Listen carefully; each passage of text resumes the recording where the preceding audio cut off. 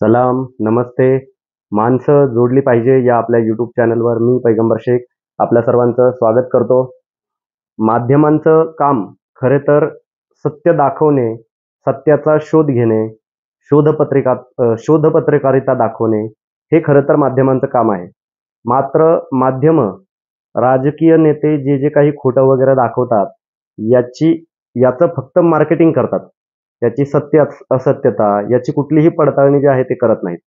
याचं सगळ्यात जिवंत उदाहरण सध्याच्या घडीला जर आपण पाहिलं तर काल महाराष्ट्राचे उपमुख्यमंत्री आणि गृहमंत्री असलेले देवेंद्र फडणवीस यांनी खडकवासला मतदारसंघामध्ये त्यांच्या सभेदरम्यान त्यांनी मौलाना सज्जाद नोमानी यांची जी काही रेकॉर्डिंग ऐकवली तिथे उपस्थित सभेमध्ये असलेल्या लोकांना, त्याच्यामध्ये दाखवलेला त्यांनी प्रचंड खोटेपणा आणि त्या खोटेपणाचं गेल्या 2 दिवसापासून माध्यमं ज्या पद्धतीने मार्केटिंग करत आहेत, या सगळ्या गोष्टी खरं तर अतिशय निंदनीय, दुर्दैवी आणि महाराष्ट्राच्या एकूणच राजकारणासाठी लाजिरवाण्या आहेत. आत्ता आपण ज्या काही घडामोडी घडल्यात, त्या घडामोडींची जो काही आहे तो पर्दाफाश या व्हिडिओच्या माध्यमातून आपण करणार आहोत. सर्वात पहिली गोष्ट तर माझं उत्तरेकडील कुठल्याही नेतृत्वाला महाराष्ट्राच्या राजकारणामध्ये प्रत्यक्ष अप्रत्यक्ष जो काही हस्तक्षेप केला जातो, त्या हस्तक्षेपाला माझा कायमच विरोध राहिलेला आहे. कारण उत्तरेकडच्या नेतृत्वांनी महाराष्ट्राच्या राजकीय, सामाजिक, धार्मिक या सर्व गोष्टींवर अशा पद्धतीनं एक पगडा पाडलेला आहे की महाराष्ट्राचे जे लोक आहेत ते स्वतःची संस्कृती जी आहे ते विसरत चाललेले आहेत. आणि मी वारंवार सर्वांना सांगतोय की आपण आपल्या शिव फुले शाहू आंबेडकरी संस्कृतीवर यायला पाहिजे. कारण बऱ्याच राज्यांना त्यांच्याकडे सांगण्यासाठी काही नाहीये, मात्र आपल्याकडे सांगण्यासाठी शिव फुले शाहू आंबेडकर आहेत आणि आपण त्या संस्कृतीवर आलं पाहिजे. आपण पुनश्च त्या विषयावर येऊया की देवेंद्र फडणवीसांनी ती क्लिप ऐकवली त्या ठिकाणी. मौलाना सज्जाद नोमानी हे मुस्लिमांमधील एका वर्गाचं जे आहे ते एक नेतृत्व करतात. त्यांना मुस्लिमांमधील काही मुस्लिम समाज जो आहे तो मानतो. बऱ्याच मुस्लिम समाजाला ते माहीत देखील नाहीत की मौलाना सज्जाद नोमानी अशा पद्धतीचं काहीतरी एक नेतृत्व आहे बुवा, ते मौलाना आहेत बुवा आणि अशा पद्धतीने ते काहीतरी मार्गदर्शन करतात बुवा, या गोष्टी देखील माहीत नाही. महाराष्ट्रामध्ये जर पाहिलं तर मनोज जरांगे पाटील ज्यावेळी मौलाना सज्जाद नोमानी यांना भेटले, त्यावेळी मौलाना सज्जाद नोमानी जे आहेत ते महाराष्ट्राच्या राजकारणामध्ये त्या पद्धतीने फोकसमध्ये आले. विधानसभेच्या निवडणुकी आचारसंहिता जी आहे ती लागू होण्याच्या अगोदर आणि निवडणुका जाहीर होण्याच्या अगोदर. त्यानंतर जर आपण पाहाल, त्याच्या आधी जर आपण पाहाल तर मौलाना सज्जाद नोमानी हे नाव महाराष्ट्राच्या मीडियामध्ये कधी आपण पाहिलेलं नसेल, महाराष्ट्राच्या राजकारणामध्ये देखील आपण पाहिलेलं नसेल. मात्र ते त्यांचं काम करतात, त्यांच्या संस्थेच्या माध्यमातून देखील त्यांची कामं सुरू असतात. झालं काय की मौलाना सज्जाद नोमानी यांनी या विधानसभा निवडणुकांमध्ये ज्यावेळी मनोज जरांगे पाटील त्यांना भेटले, त्याच्यानंतर त्यांनी असं ठरवलं की महाराष्ट्रातील काही जे उमेदवार आहेत त्या उमेदवारांना त्यांना समर्थन द्यायचं आहे आणि त्यांनी समर्थनाची जी आहे ती एक लिस्ट बनवली. त्या लिस्टमध्ये साधारण 260 ते 270 जी काही नावं आहेत ती महाविकास आघाडीच्या उमेदवारांची होती आणि 23 जी काही नावं आहेत ती वेगवेगळ्या पक्ष वगैरे जे आहेत त्यांची होती. आणि त्यांच्या लिस्टमध्ये जे आहे ते 23 उमेदवार जे आहेत ते फक्त मुस्लिम होते 288 पैकी आणि इतर सगळे मुस्लिम आहेत. आणि बहुतांश जे आहेत ते हिंदू बांधव, जे हिंदू उमेदवार आहेत, जे वेगवेगळ्या विधानसभा मतदारसंघातून उभे राहिलेले आहेत त्यांची नावं होती आणि त्यांना त्यांनी समर्थन जाहीर केलं. आता ते समर्थन जाहीर केल्यानंतर जे आहे वेगवेगळ्या ठिकाणाहून त्यांना वोट जिहाद वगैरे वगैरे करतोय अशा पद्धतीनं जे आहे त्यांच्यावर टीकास्त्र करण्यात आलं. त्याच्यानंतर त्यांनी 14 नोव्हेंबरला एक व्हिडिओ बनवला आणि त्या व्हिडिओमधली जी 20 सेकंदाची जी क्लिप आहे ती आशिष शेलार यांनी त्यांच्या ट्विटर अकाउंटवर पोस्ट केली. और अगर महाराष्ट्र में उनको शिकस्त हो गई तो इत्तलात के मुताबिक दिल्ली सरकार भी बहुत दिन तक नहीं ठहर पाएगी. तो हमारा निशाना सिर्फ महाराष्ट्र सरकार नहीं है बल्कि मरकजी हुकूमत है और मुल्क का मुस्तकबिल है. आता ही 20 सेकंदाची क्लिप तुम्ही ऐकली, याच्यामध्ये कुठे वोट जिहाद वगैरे या गोष्टीचा उल्लेख नाहीये. उलट ते सांगतायत, मौलाना सज्जाद नोमानी म्हणतायत की महाराष्ट्राची निवडणूक ही खूप महत्वाची आहे आणि महाराष्ट्राच्या निवडणुकीमधून आलेल्या निकालावर दिल्लीमध्ये काय घडणार आहे, म्हणजे 2029च्या लोकसभेमध्ये काय घडणार आहे ते निश्चित होणार आहे. त्याच्यामुळे महाराष्ट्राची निवडणूक आहे. एवढं महत्त्व त्यांनी महाराष्ट्राचं ओळखलं, एवढं महत्त्व बीजेपी वाल्यांना देखील माहिती आहे आणि सगळ्यांनाच माहिती आहे की महाराष्ट्राची ही निवडणूक का महत्त्वाची आहे. कारण महाराष्ट्राने या देशाला कायमच दिशा देण्याचा जो आहे तो प्रयत्न केलेला आहे. त्याच्यामुळे त्यांनी ते विधान केलेलं आहे त्याच्यामध्ये. मात्र ज्या गोष्टी देवेंद्र फडणवीसांनी त्यांच्या त्या ठिकाणी माईक वगैरे आणून ज्या काही गोष्टी ऐकवल्या आणि त्या ज्या काही गोष्टी केल्या त्या अतिशय खोट्या आहेत. त्यांनी 14 नोव्हेंबरला एक व्हिडिओ बनवला. त्या व्हिडिओमध्ये त्यांनी सांगितलं की आम्ही ज्या काही उमेदवारांना समर्थन दिलेलं आहे ते उमेदवार बहुतांश हिंदू आहेत आणि त्या हिंदू उमेदवारांना समर्थन दिल्यानंतर तुम्ही त्याला वोट जिहाद कसं काय म्हणू शकता, असा प्रश्न मौलाना सज्जाद नोमानी यांनी त्यांच्या व्हिडिओमधून उपस्थित केला आणि त्यांनी माध्यमांवर देखील टीकास्त्र केलं. माध्यमांना देखील हा प्रश्न विचारला किंवा त्यांच्याच भाषेमध्ये त्यांनी माध्यमांविषयी एक नाराजी व्यक्त केली की तुम्ही आम्ही जे काही सांगतोय त्याच्या अगदी उलट का सांगता, हा देखील प्रश्न त्यांनी त्यांच्या व्हिडिओमधून निर्माण केला. कुछ मीडिया हाउसेस ने कुछ इस तरह का रुख देकर आवाम के सामने रखा कि एक वोट जिहाद का नारा दिया गया है और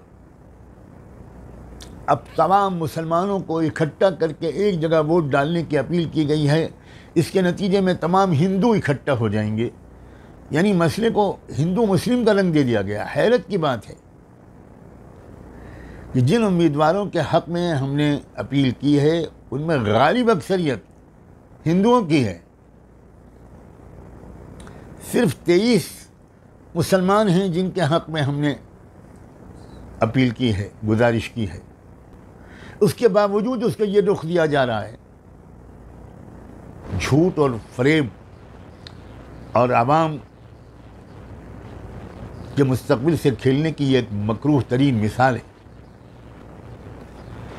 हमारे सामने सिर्फ एक ही बात रही है कि वो कौन से उम्मीदवार हैं जो उन तंजीमों से वाबस्ता हैं, उन पार्टियों से वाबस्ता हैं जिनका अज़्म मुसम्मम है दस्तूर को बदल देना.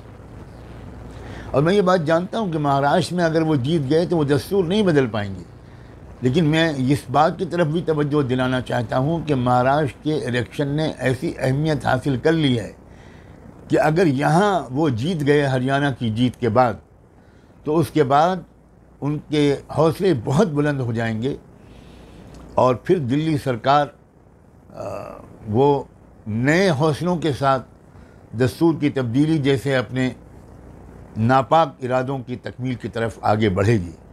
और अगर महाराष्ट्र में उनको शिकस्त हो गई तो इत्तलात के मुताबिक दिल्ली सरकार भी बहुत दिन तक नहीं ठहर पाएगी. तो हमारा निशाना सिर्फ महाराष्ट्र सरकार नहीं है बल्कि मरकज़ी हुकूमत है और मुल्क का मुस्तकबिल है. मुल्क का इत्तेहाद और सालिमियत है, मुल्क का इत्तेहाद और सालिमियत है, देश की एकता और अखंडता है, जिसके पेश नज़र हमने बहुत मेहनत करके कैंडिडेट्स का इंतखाब किया.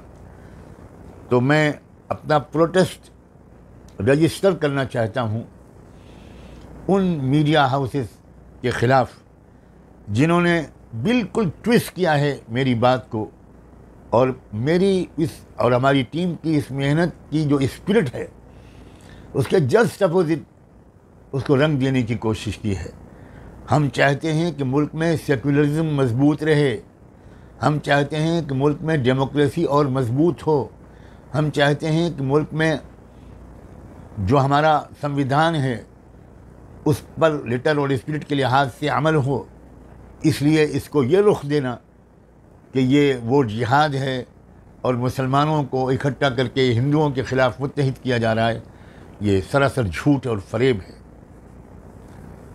और मैंने कल एक यूट्यूब चैनल के इंटरव्यू में ये बात भी कही कि ये कैसा वोट जिहाद है जिसके सिपह सालार हैं शरद पवार, जिसके अजीम सिपाहियों में हैं उद्धव ठाकरे, राहुल गांधी, नानाजी पटोले.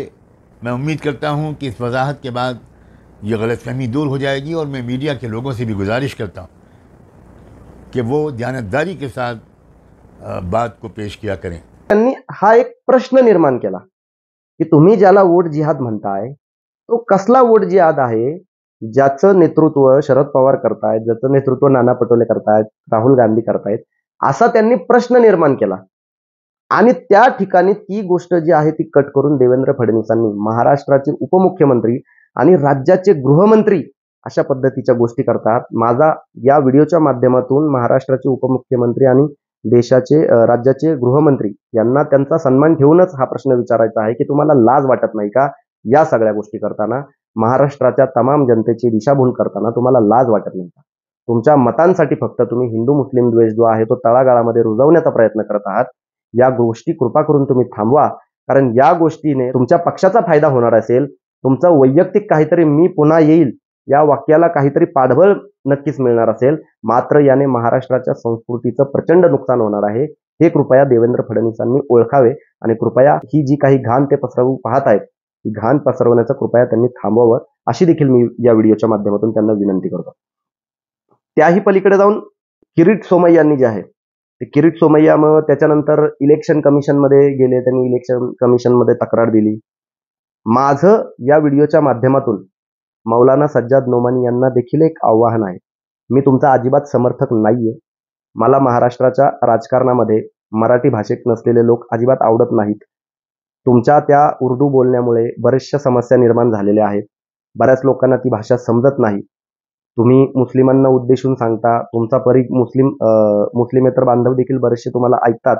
तुम्ही बरेचसे सेक्युलर जे मंच आहेत, धर्मनिरपेक्ष मंचांवर देखील तुम्ही भाषणं केलेली आहेत. मात्र खूप साऱ्या लोकांना तुमची माहिती नाहीये. त्यामुळे तुमचं जे काही काय म्हणतात त्याला की गैरसमज पसरवण्यासाठी महाराष्ट्राच्या ह्याच्यामध्ये तुमचं एक भांडवल केलं गेलं आणि ते भांडवल जर मोडून काढायचं आहे तर माझं मौलाना सज्जाद नोमानी यांना क्लिअर कट आव्हान आहे की त्यांनी भाजप या पक्षावर आणि देवेंद्र फडणवीसांवर 100 कोटींचा अब्रू नुकसानीचा दावा दाखल करावा. त्यांनी कोर्टाची पायरी जी आहे ती पहिली चढावी. यंत्रणेचा वापर भाजपने कसा केला ते पहा. ते जे काही व्हिडिओ वगैरे घेऊन ते इलेक्शन कमिशनमध्ये गेलेत, त्याचा जो काही निकाल येणार आहे तो निवडणुकीनंतर येणार, तो काही निवडणुकीच्या काळामध्ये येणार नाही. तोपर्यंत खोटं गावभर फिरून आलेला असणार आहे. तत्पूर्वी मौलाना सज्जाद नोमानी यांनी आता हे सगळं जे काही घाण पसरलेली आहे त्याच्यामध्ये तुमचं नाव घेतलेलं आहे. तर माझी त्यांना विनंती आहे या व्हिडिओच्या माध्यमातून की आपण कोर्टामध्ये भाजपच्या विरोधात आणि देवेंद्र फडणवीस यांच्या विरोधात जो आहे तो 100 कोटींचा अब्रू नुकसानीचा दावा दाखल करा. कारण तुमचा व्हिडिओ जो आहे त्या पद्धतीनं एक क्लिप कट करून जे आहे त्यांनी समाजामध्ये गैरसमज पसरवण्याचा प्रयत्न केलेला आहे. तुम्ही प्रश्न निर्माण केला की हा कसा वोट जिहाद आहे नक्की, आणि त्यालाच त्यांनी वोट जिहादचं जे आहे ते स्वरूप दिलं. उलट्या पद्धतीनं जे आहे ते महाराष्ट्राचे उपमुख्यमंत्री आणि गृहमंत्र्यांनी या गोष्टी केलेल्या आहेत. तर कृपया तुम्ही ही जी मी काही गोष्ट सांगतो ही गोष्ट थोडीशी सिरियसली या गोष्टीचा विचार करा आणि या गोष्टी कृपा करून तुम्ही करा. त्यांच्यावर अब्रू नुकसानीचा दावा दाखल करा. त्याही पलीकडे जाऊन जे हे वोट जिहाद वगैरे वगैरे हे जे काही पसरवण्याचा जो प्रयत्न करत आहेत, एक व्हिडिओ आपल्या सोशल मीडियावर गेल्या 2-3 दिवसांपासून व्हायरल होतोय की एका मंदिरामध्ये एक पुजारी जो आहे ते त्या ठिकाणी तिथे उपस्थित असणाऱ्या महिलांना सांगत आहे की तुम्ही हिंदू उमेदवाराला जे आहे ते मतदान करा. पण सगळे लोक आपण धार्मिक वृत्तीचे असल्यामुळे आपल्याला थोडंसं कुठेतरी सगळ्या समाजाचं पाठबळ असावं.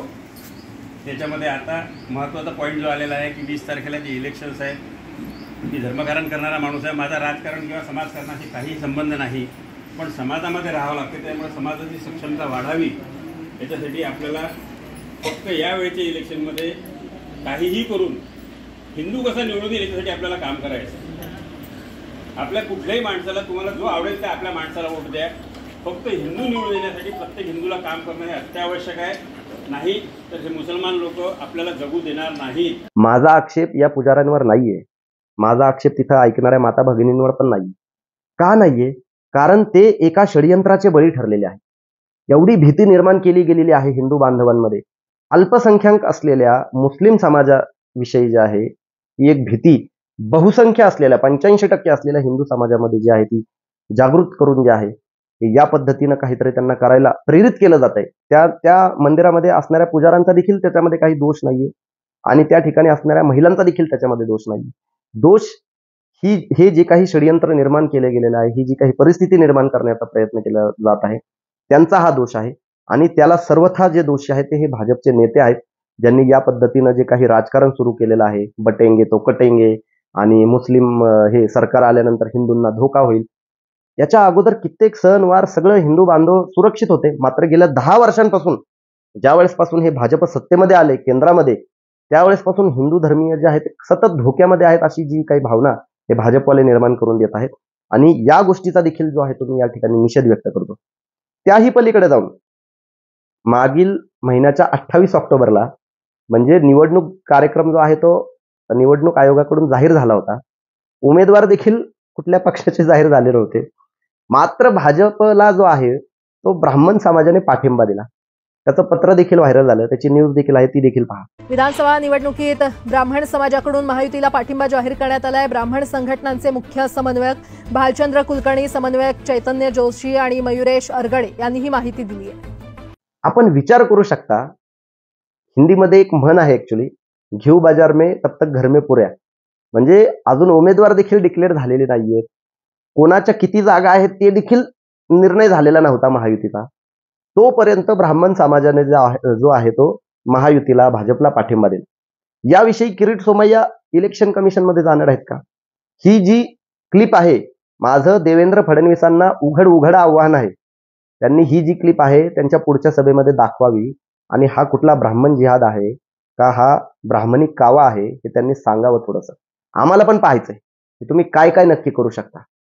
तुम्ही जर त्या पद्धतीने वागू शकता तर तुम्ही एक लक्षात घ्या, आम्ही देखील शिव फुले शाहू आंबेडकरी पाणी पिलेला आहोत आणि तुम्हाला कात्रजचा जो घाट आहे तो दाखवल्याशिवाय आम्ही राहणार नाही.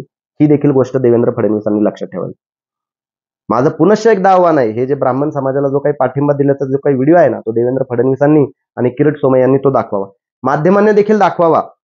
माध्यमांनी शिव फुले शाहू आंबेडकरी संस्कृती जपा. आपली जी काही पत्रकारिता आहे त्या पत्रकारितेमध्ये हे संस्कार येऊ द्या. हा महाराष्ट्र असा नाहीये. महाराष्ट्राने कायम देशाला दिशा देण्याचं काम केलेलं आहे. सत्य दाखवा, देशाला आणि या महाराष्ट्राला दिशा द्या. त्याही पलीकडे जाऊन ते उत्तर प्रदेशचे मुख्यमंत्री इथे येतात आणि म्हणतात बटेंगे तो कटेंगे. तुमच्या उत्तर प्रदेशमधून लाखो लोक या महाराष्ट्रात रोजगारासाठी येतात. लाखो लोक रोजगारासाठी येतात, इथं पोटं भरतात येऊन. हा महाराष्ट्र उत्तर प्रदेशच्या नागरिकांची पोटं भरतो आणि त्या उत्तर प्रदेशचे मुख्यमंत्री इथे येऊन महाराष्ट्राच्या लोकांना सांगतात बटेंगे तो कटेंगे, एक है तो सेफ है. अहो, कोरोनामध्ये तुम्ही काय दिवे लावले ते जरा महाराष्ट्राच्या लोकांना सांगा, या देशाला सांगा. त्या गंगा नदीच्या किनारी किती हिंदू बांधवांचं दफन केलं गेलं तुम्ही सांगा. तुमची यंत्रणा कशी ढिसाळ होती ते सांगा. तुमच्या तिथली जी रुग्णालयांची जी व्यवस्था होती ती कशी ढिसाळ होती ते सांगा. या महाराष्ट्राने त्याही काळामध्ये उत्तर प्रदेशच्या बांधवांना चांगल्या पद्धतीने जपलं. आम्ही स्वतः उत्तर प्रदेशपर्यंत जाईतोपर्यंत त्या लोकांचा फॉलोअप घेतला, त्यांची काळजी घेतली. इथून जाताना जय महाराष्ट्र आवर्जून बोलायला लावलेलं आहे आम्ही त्यांना. आणि ते ज्यावेळेस उत्तर प्रदेशच्या बॉर्डरवर गेले त्यावेळेस त्यांना उत्तर प्रदेशमध्ये येऊही दिलं जात नव्हतं. ही तुमची व्यवस्था, इथून लोक पुनश्च महाराष्ट्रामध्ये आले. या सगळ्या गोष्टी या महाराष्ट्राने पाहिलेल्या आहेत. आणि तुम्ही कशाला महाराष्ट्रामध्ये येऊन महाराष्ट्राच्या लोकांनी काय करायचं आणि काय नाही ते शिकवता. तुमच्या हॉस्पिटलमध्ये ऑक्सिजन विना कितीतरी लोक त्या ठिकाणी मेली. त्याच्याही पलीकडे जाऊन आत्ताच काल का परवा दिवशी तुमच्या एका हॉस्पिटलमध्ये आग लागली आणि 11 बालकं मेली. अशी घाणेरडी तुमच्या उत्तर प्रदेशची व्यवस्था. ती व्यवस्था आधी सुधरा. ती व्यवस्था सुधारलेली नसताना कुठल्या तोंडाने तुम्ही महाराष्ट्रामध्ये येऊन महाराष्ट्राच्या लोकांना सांगताय की महाराष्ट्राच्या लोकांनी काय करायचं आणि काय नाही करायचं. आणि महाराष्ट्राची लोक देखील यांचं ऐकून घेतात. मला तर ह्याचं विशेषच वाटतं. मी त्या मौलाना सज्जाद नोमानी यांचा देखील विरोध करतो. मी या काय नाव हे योगी आदित्यनाथ यांचा देखील विरोध करतो. कारण माझं असं स्पष्ट म्हणणं आहे, आधी तुमची राज्य सांभाळा, तुमच्या राज्यांमध्ये डेव्हलपमेंट आणा आणि त्याच्यानंतर इतर राज्यांमध्ये जे आहे ते ढवळाढवळ करा. आणि ते काही जण मला म्हणतात की मौलाना सज्जाद नोमानी यांनी कर्मभूमी महाराष्ट्राला बनवली. जर मौलाना सज्जाद नोमानी यांनी कर्मभूमी महाराष्ट्राला बनवली तर आधी मराठी भाषा शिका, मराठीत बोला, मराठीत संवाद साधा आणि त्याच्यानंतर या महाराष्ट्राच्या भूमीला कर्मभूमी म्हणा. ते न करता महाराष्ट्राच्या भूमीला कर्मभूमी म्हणू नका आणि या महाराष्ट्राच्या राजकारणामध्ये कृपा करून लुडबुड करू नका. कारण की तुमच्या लुडबुड करण्याने अनेक समस्या निर्माण होतात, जे तुम्ही आता पाहताय. तुमचं भांडवल अशा पद्धतीने केलं जात आहे. त्याही पलीकडे मी भाजपच्या लोकांना, महायुतीच्या लोकांना क्लिअर कट सांगतो की ही जी महाराष्ट्राची निवडणूक आहे आम्ही धर्मावर नेऊ देणार नाही. आम्ही ही जी महाराष्ट्राची निवडणूक आहे ही महाराष्ट्राची अस्मिता शिव फुले शाहू आंबेडकर आणि या महाराष्ट्राच्या ज्या मूलभूत प्रश्न आहेत, ज्या मूलभूत समस्या आहेत त्याच्यावरच आणणार आहोत. या व्हिडिओच्या माध्यमातून माझं जे कोणी व्हिडिओ पाहतात त्या सर्वांना सांगणं आहे की गेल्या 2.5 वर्षामध्ये त्या भाजपच्या लोकांनी काय काय केलं हे कायम लक्षात ठेवा, मतदान करताना लक्षात ठेवा. राज्यपाल भगतसिंग कोश्यारी यांनी छत्रपती शिवाजी महाराज, महात्मा ज्योतिबा फुले आणि इतर जे काही आपले महामानव आहेत त्या सर्व महामानवांची त्यांनी कायम बदनामी केली. एवढी बदनामी केल्यानंतर देखील त्यांच्या बाबतीमध्ये कुठल्याही पद्धतीची ऍक्शन घेण्यात नाही आली, त्यांचा राजीनामा देखील घेण्यात नाही आला. या सगळ्या गोष्टी या महाराष्ट्राने पाहिलेल्या आहेत. महाराष्ट्रभरामध्ये तमाम शिवप्रेमींनी वेगवेगळ्या ठिकाणी मोर्चे काढलेले होते. हे सगळे मोर्चे देखील यांनी पाहिले, मात्र त्या मोर्चाच्या बाबतीमध्ये यांच्याकडून कुठल्याही पद्धतीचा रिस्पॉन्स आलेला नव्हता आणि त्यांनी कायम भगतसिंग कोश्यारी यांची पाठराखण केली. या गोष्टी कायम मतदान करताना लक्षात ठेवा, एवढंच माझं यांना सांगणं आहे. त्याही पलीकडे जाऊन छत्रपती शिवाजी महाराजांचा पुतळा या महाराष्ट्रामध्ये कोसळतो, आमच्या बापाचा पुतळा या महाराष्ट्रामध्ये कोसळतो आणि ज्यांच्या मतदारसंघामध्ये तो पुतळा कोसळतो ते त्यावेळी गावभर बोंबा मारत सुटलेले असतात मुस्लिमांच्या विरोधामध्ये. मात्र तो जो पुतळा कोसळला त्याच्याविषयी चकार शब्द बोलत नाही, त्याच्याविषयी खेद व्यक्त करत नाहीत. महाराष्ट्राचे उपमुख्यमंत्री, गृहमंत्री माफी देखील मागत नाहीत. याच्या एवढी लाजिरवाणी गोष्ट या महाराष्ट्रामध्ये आणखीन काय असू शकते, याचं उत्तर कृपा करून या महाराष्ट्राच्या जनतेने द्यावं. महाराष्ट्राच्या तमाम जनतेने या गोष्टीचा जो आहे तो साळसूदपणे आणि साधेपणाने विचार करावा की देवेंद्र फडणवीसांनी या विषयावर माफी का मागितली नाही. त्या पुतळ्यामध्ये भ्रष्टाचार किती केला, तो पुतळा बनवणारा जो मुलगा होता त्याच्या आणि नितेश राणेंचे काय संबंध होते, त्याला पुतळ्याचं कॉन्ट्रॅक्ट का दिलं, त्याला पुतळा बनवण्याचा अनुभव नसताना देखील का कॉन्ट्रॅक्ट दिलं, या सगळ्यांची जी उत्तरं आहेत ती द्यावी. या महाराष्ट्रामध्ये पूर्ण इतिहासाचा जर तुम्ही अभ्यास केला, कधीही छत्रपती शिवाजी महाराजांचा पुतळा या महाराष्ट्रामध्ये कोसळलेला नाहीये. मात्र तो पुतळा कोसळला तो या भाजपच्या काळामध्ये कोसळला. त्याच भाजपच्या काळामध्ये कोसळला ज्या भाजपच्या नेत्यांनी छत्रपती शिवाजी महाराजांची अनेक वेळा बदनामी केली, विटंबना केली. नरेंद्र मोदींची तुलना जी आहे ती छत्रपती शिवाजी महाराजांशी केली. आज की शिवाजी नरेंद्र मोदी अशा पद्धतीची पुस्तकं वगैरे जी आहेत ती लिहिली गेली. या सगळ्या जे लोक करतात त्या लोकांना तुम्ही खरंच मतदान करणार आहात का, याचा साधेपणाने विचार करा. त्याही पलीकडे जाऊन महाराष्ट्राच्या राजकारणामध्ये देवेंद्र फडणवीसांनी गेल्या 5-10 वर्षामध्ये जो काही कचरा करून ठेवलेला आहे तो कचरा साफ करण्याची जी आहे ती निवडणूक आहे, हे लक्षात घ्या. पक्ष फोडाफोडी, ज्यांचे पक्ष आहेत त्या पक्षामधून आमदार घ्यायचे आणि आमदारासकटच पक्ष मोकळा वेगळा करायचा, या सगळ्या गोष्टी ज्या आहेत या सगळ्या गोष्टी देवेंद्र फडणवीसांनी केलेल्या आहेत. आणि जे लोक यांच्या सोबत येतात त्यांना मात्र ते सगळे मग वॉशिंग मशीन मधून धुलाई करून आल्यासारखे होतात. अजित पवारांवर यांनी 70,000 कोटीचा आरोप केला होता. नरेंद्र मोदी त्यांच्या भाषणांमधून त्यांच्यावर टीका करत होते. फडणवीस जे आहेत ते सिंचन घोटाळ्याची बैलगाडी भरून जे आहेत ते पुरावे घेऊन येणार होते. या सगळ्या गोष्टी यांनी केल्या आणि त्याच्यानंतर जसे अजित पवार भाजप महायुतीमध्ये गेले तसे ते निर्मळ झाले. एकदम सर्फ एक्सेल टाईप कार्यक्रम झाला की पूर्ण डाग जे आहेत ते धुवून काढले गेले. या सगळ्या गोष्टी देखील या महाराष्ट्राने पाहिलेल्या आहेत आणि या सगळ्या गोष्टी ज्या आहेत या महाराष्ट्राला अजिबात आवडलेल्या नाही. आणि तो जो आहे तो जो राग आहे तो राग दाखवण्याची ही निवडणूक आहे, हे लक्षात घ्या. आणि या भाजपच्या विरोधात जिथे जिथे भाजपचे कॅन्डिडेट उभे राहिलेले आहेत, जिथे जिथे महायुतीचे कॅन्डिडेट उभे राहिलेले त्या सर्वांना पाडा. हे सगळं जे काही वोट जिहाद वगैरे वगैरे वगैरे सांगतात या सगळ्या गोष्टी तुम्हाला मूर्खात काढण्यासाठी आहे, त्याच्या पलीकडे काहीही नाही. वास्तवामध्ये ह्यांनी ज्या काही काळ्या गोष्टी, काळे कारनामे गेल्या 2.5-3 वर्षात आणि गेल्या 10 वर्षात 7.5 वर्षामध्ये ह्यांनी ज्या काही केलेल्या आहेत त्या गोष्टींना लपवण्यासाठी हे या गोष्टी ज्या आहेत ते करत आहेत. कोरोना काळामध्ये देखील आपण पाहाल देवेंद्र फडणवीसांसारखी व्यक्ती लाज वाटायला पाहिजे. आपण सीएम रिलीफ फंडासाठी जे आहेत ते पैसे जमा करायला हवे. सीएम रिलीफ फंडाचा हिशोब वगैरे सगळ्या गोष्टी येत होत्या, त्याला यांनी पैसे जमा केले नाही, मात्र पैसे जमा केले पीएम केअरसाठी. ज्या पीएम केअरचा हिशोब देखील तुम्ही घेऊ शकत नव्हता. एवढा जो आहे खालच्या पातळीपर्यंतचं जे राजकारण आहे या देवेंद्र फडणवीसांनी या महाराष्ट्रामध्ये कोरोना काळात देखील केलं. आपण पाहाल ज्या ज्या ठिकाणी भाजपचे नेते वगैरे होते त्यांना डायरेक्ट ते रेमडेसिवीर म्हणा किंवा इतर जे काही लस वगैरे म्हणा त्या उपलब्ध करण्याचं काम जे आहे ते देवेंद्र फडणवीसांनी केलं. मात्र ज्या ठिकाणी त्यांच्या विरोधातले उमेदवार वगैरे होते त्या ठिकाणी त्यांनी जी आहे ती मदत करण्याचं सपशेल नाकारलेलं आपण पाहाल. डायरेक्ट ते त्यांचे मुरलीधर मोहोळ जे आहेत त्यांनी देखील ट्विट केलेलं होतं त्यावेळेस की आमच्याकडे रेमडेसिवीर वगैरे जे आहेत ते उपलब्ध आहेत. मग मुख्यमंत्र्याला या राज्याच्या कळत नव्हतं, मात्र डायरेक्ट जे माजी महापौर पुण्याचे आहेत, त्यांना या गोष्टी कळत होत्या. या देखील गोष्टी या महाराष्ट्राने ज्या आहेत त्या पाहिलेल्या आहेत.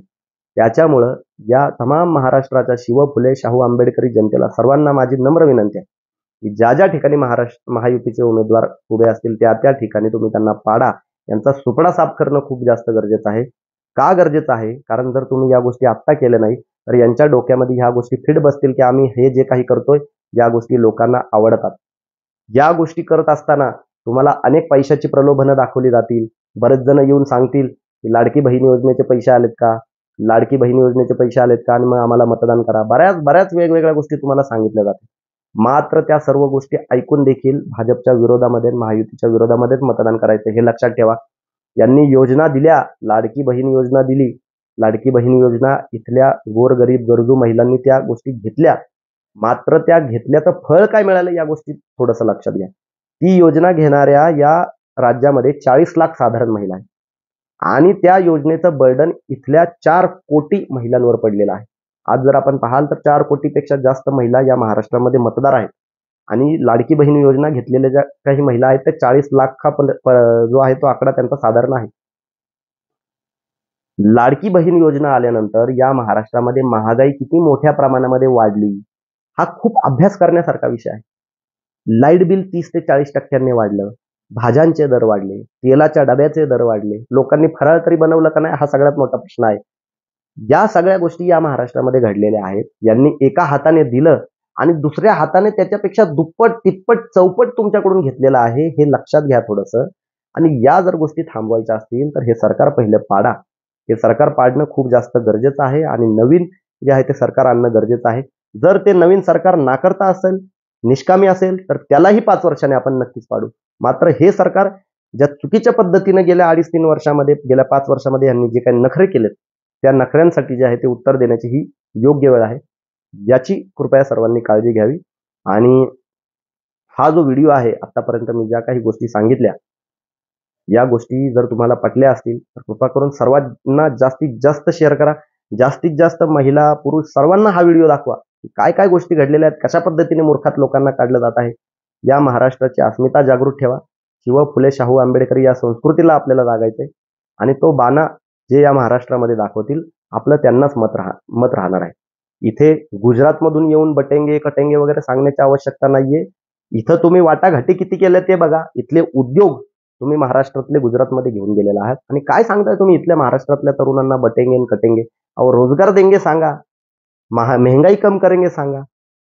या सगळ्या गोष्टी राहिल्यात लांब आणि बटेंगे कटेंगे काय लावलंय तुम्ही. या सगळ्या गोष्टीचा विचार महाराष्ट्रातल्या जनतेने, सुज्ञ जनतेने करावा एवढंच मी या ठिकाणी सांगतो आणि थांबतो. आपण एवढ्या वेळ देऊन हा व्हिडिओ ऐकला त्याबद्दल धन्यवाद. कृपया जास्तीत जास्त हा व्हिडिओ शेअर करा एवढंच मी सांगतो आणि थांबतो. जय हिंद, जय महाराष्ट्र, जय संविधान, जय भीम, जय शिवराय.